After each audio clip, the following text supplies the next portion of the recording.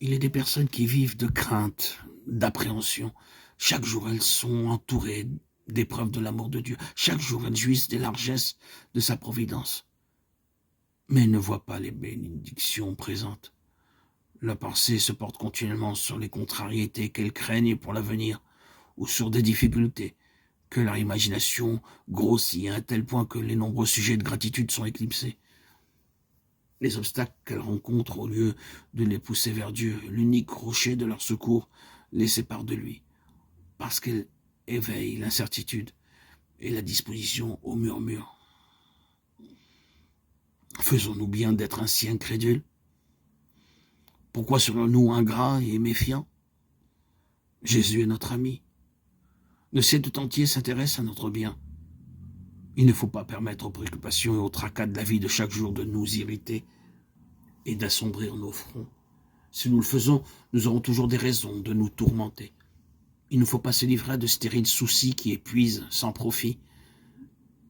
Vos affaires peuvent vous causer de l'anxiété, vos perspectives devenir de plus en plus sombres. Vous pouvez être menacé de subir de grands dommages. Ne vous laissez pas aller au découragement. Confiez tous vos soucis à Dieu et demeurez calme et joyeux. Demandez-lui la sagesse nécessaire pour diriger judicieusement vos affaires, afin d'éviter des pertes désastreuses. De votre côté, faites tout ce qui dépend de vous pour mener à bien vos entreprises. Jésus nous a promis son assistance, mais non pas sans notre coopération. Quand vous avez fait tout votre possible en vous reposant sur celui qui est votre secours, acceptez avec joie ce qui peut survenir. Il n'entre pas dans les desseins de Dieu que ses enfants soient tracassés par les soucis. Par contre, notre Dieu ne nous trompe pas. Il ne nous dit pas « ne craignez point ». Il n'y a pas de danger sur votre route. Il sait que nous aurons des épreuves et des dangers à affronter. Et il est franc avec nous. Il ne se propose pas de retirer ses enfants hors d'un monde de péché et de corruption, mais leur montre un refuge assuré. Le Sauveur a prié ainsi en faveur de ses disciples. « Je ne te prie pas de les ôter du monde, mais de les préserver du mal. Vous aurez des tribulations dans le monde, dit-il. Mais prenez courage, j'ai vaincu le monde. » Jean 17, 15, 16, 33. Si nos pensées s'arrêtent sur l'amour merveilleux et sur la compassion de Jésus à notre égard, notre attitude sera emplie de reconnaissance,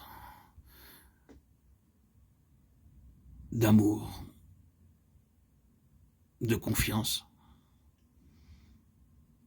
Et nous pourrons faire ce que le psaume 37, 3 nous dit. Confie-toi en l'Éternel et pratique le bien, et le pays pour demeure, et la fidélité pour pâture. Confie-toi en l'Éternel. Nous rencontrerons alors cet amour indicible. Notre cœur percevra ce Sauveur aimant, et notre langue, notre bouche déversera que des paroles de reconnaissance, de louange, à la gloire de son saint, précieux nom, suprême nom de notre Sauveur Jésus-Christ, Yeshua, Jésus, Melech HaMashiach, Roi Messie, vrai Dieu.